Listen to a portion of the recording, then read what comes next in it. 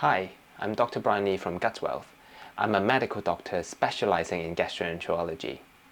Today, I would like to deep dive into a very challenging question. Have you ever felt that your doctor think you are crazy? We've all felt that way before, and I would like to share a true story with you. Back in medical school, I know one of the most skeptical medical students who truly didn't believe or appreciate what chronic pain was.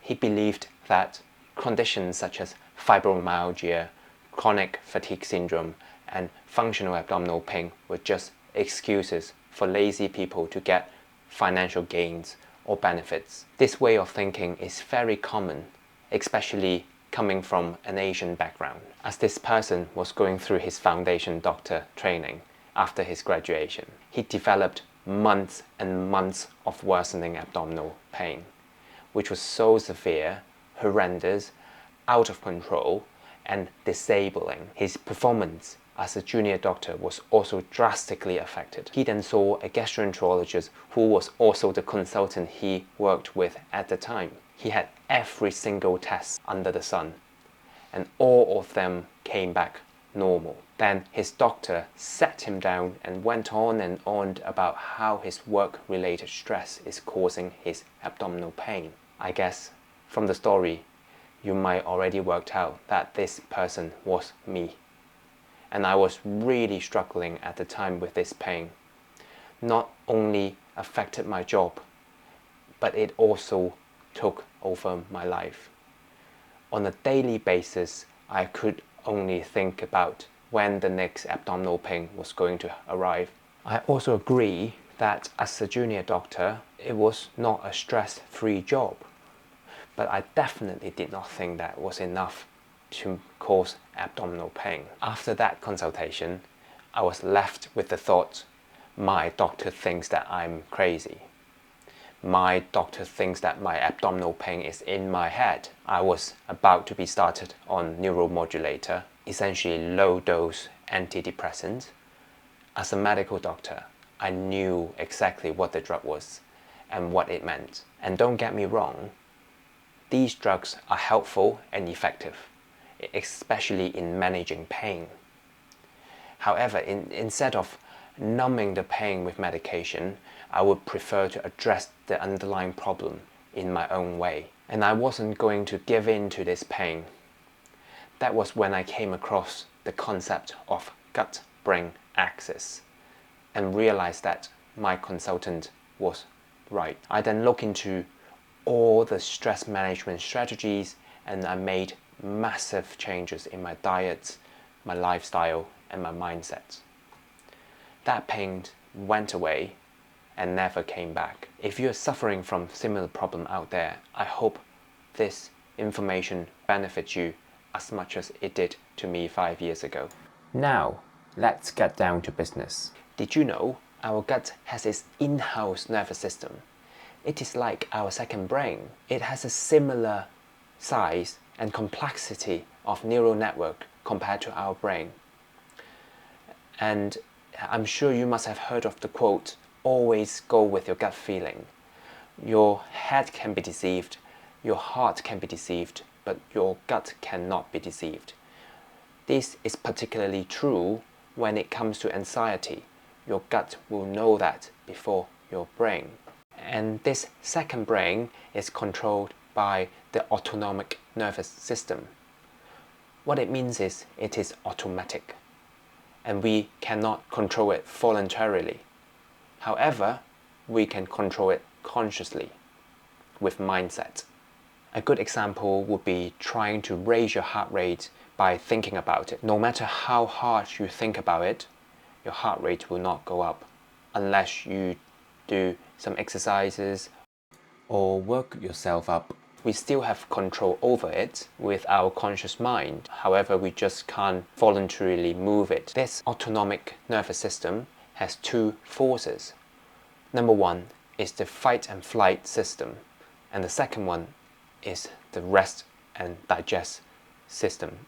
These two forces are constantly fighting against each other, and it is important to achieve a nice balance between them. And The rest and digest forces can also be called parasympathetic system, and the fight and flight forces is called the sympathetic nervous system. When these two forces are in nice balance, your body is in an optimal state. However, in chronic stress, the fight and flight system is so strong that it overcomes the rest and digest system, and that causes overstimulation. If I get you to look at this diagram here, you can see that this is the brain and this is the brain stem. There is a massive nerve that come out from the brain stem, go around our neck, down into our chest and into our abdomen, and it supplies all the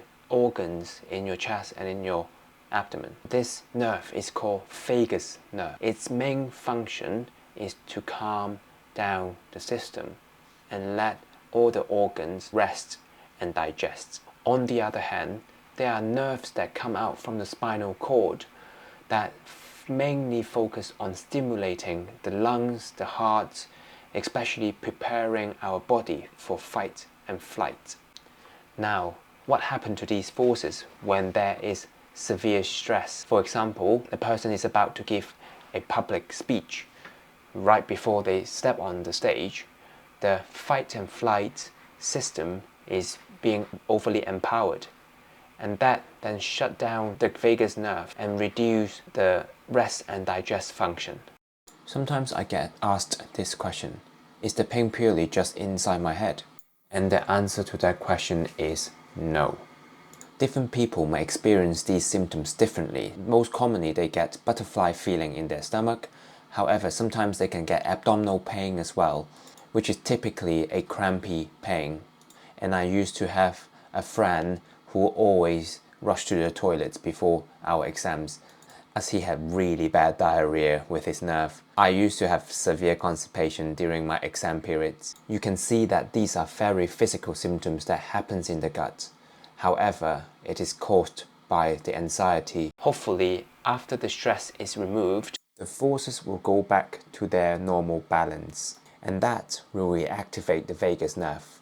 In chronic stress, their fight and flight system is constantly being activated. And at the same time, the vagus nerve is being suppressed by the chronic stress, so the body cannot digest and rest properly. Because the fight and flight system is constantly being stimulated, it can cause burnout, fatigue, and massive outbursts. You may also experience chest pain, abdominal pain, crampy pain, acid reflux, even the feeling of having something at the back of the throat.